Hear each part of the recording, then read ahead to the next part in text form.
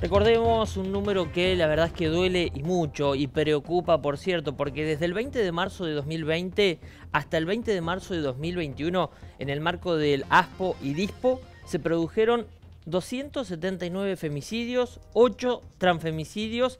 Dentro de estas cifras que decíamos, duelen, preocupan, y vamos a conocer un poco más de cuál es la situación y los niños que se encuentran también involucrados en estos hechos de violencia con la abogada y miembro de Casa del Encuentro, Laura Novo, que nos atiende en esta mañana. Laura, ¿cómo le va? Hola, muy buen día. Muchas gracias por comunicarse con Casa del Encuentro. Viendo el caso que está teniendo en este momento la Ujú. provincia, el avance que ha tenido a nivel constitucional y que por primera vez están llevando adelante un juicio por jurados, lo que decidimos fue tomar un histórico de este tema que tal vez se trata muy poco cuando estamos hablando de femicidios de niñas y femicidios vinculados de niños.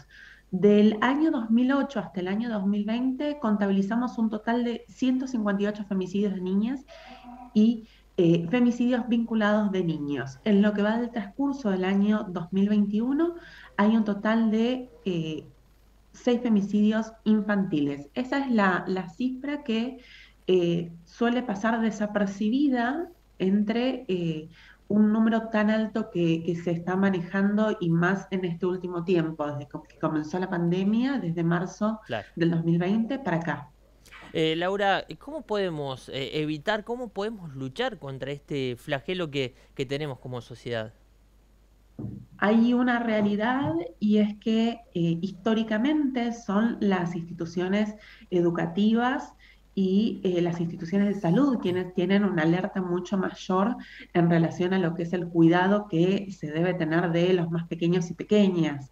Son quienes pueden alertar cuando hay cambios de comportamiento, cuando hay golpes que no son golpes usuales en niños que se dan por juegos y al haber estado cerradas las instituciones educativas, al tener instituciones de salud completamente colapsadas, dedicadas a atender a la situación de pandemia, lo que se vio es este incremento, porque antiguamente eran, por ejemplo, los colegios quienes tenían mayor cantidad de denuncias por abusos sexuales infantiles, y eso pasó automáticamente a la sede de los hospitales. Ujú.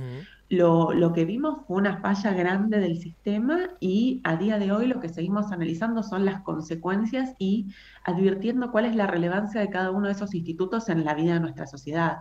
Exacto. En relación a lo que usted dice, tenemos que trabajar, entiendo, mucho en la educación que recibimos ya los adultos y los más chiquitos para que de alguna manera puedan expresar, puedan trasladar estas situaciones donde ven quizás un juego que ya se transforma en un golpe o un juego que pasa a otro tipo de violencia, ¿no?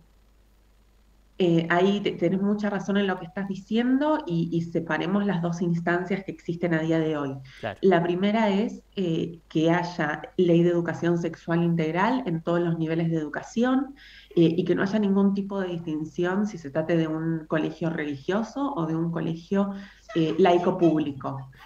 Eso es lo principal para educar y para que niños y niñas reconozcan cuáles son sus derechos y cuáles son los límites también que hay sobre ellos, desde lo que es la higiene personal, el baño, hasta cuando van creciendo en relación a lo que es la educación sexual y reproductiva. Mm. En un segundo lugar, las personas que ya hemos recibido formación, que no siempre tuvimos carreras con perspectiva de género, poder adaptarnos a lo que es hoy Ley Micaela, que viene a capacitar tanto a empleados públicos nacionales como provinciales, y muchos medios de comunicación también han tomado Ley Micaela y han brindado capacitación a todo su personal. Esa es la forma que tenemos de avanzar como sociedad y de realizar un verdadero cambio de paradigma para atender a esta situación que nos superó a todos, en todos los sistemas, a nivel hogar, a nivel sociedad y que vimos las consecuencias que hubo. Le consulto por último, es muy difícil trasladar un hecho de violencia hacia niños, pero fundamentalmente hacia niñas, tipificarlo dentro del código argentino. Digo, trasladar, por ejemplo, veíamos el caso de Nayara, que se enmarca ahora dentro de un femicidio. Esto también seguramente tiene que ver después con la pena que pueda llegar a recibir o no el acusado, si se lo encuentra culpable o no. Es muy difícil trasladar hechos de violencia de niños hacia el ámbito judicial. Lo que hay que destacar es el trabajo que tuvo la Fiscalía. Claro. La Fiscalía empezó con una teoría del caso y evolucionó hasta poder arribar a lo que es plantear una imputación por femicidio. Eh, ¿Qué es lo que ocurre? Nosotros estamos nosotros y nosotras en la mente de abogados y abogadas estamos acostumbrados a construir femicidios ya con noviazgos violentos Claro. y en otras edades. Lo que hay es un avance de este equipo que logró una gran construcción y en base a relatos de testigos, en base a las pruebas que han tenido, lograron hacer esta presentación en público.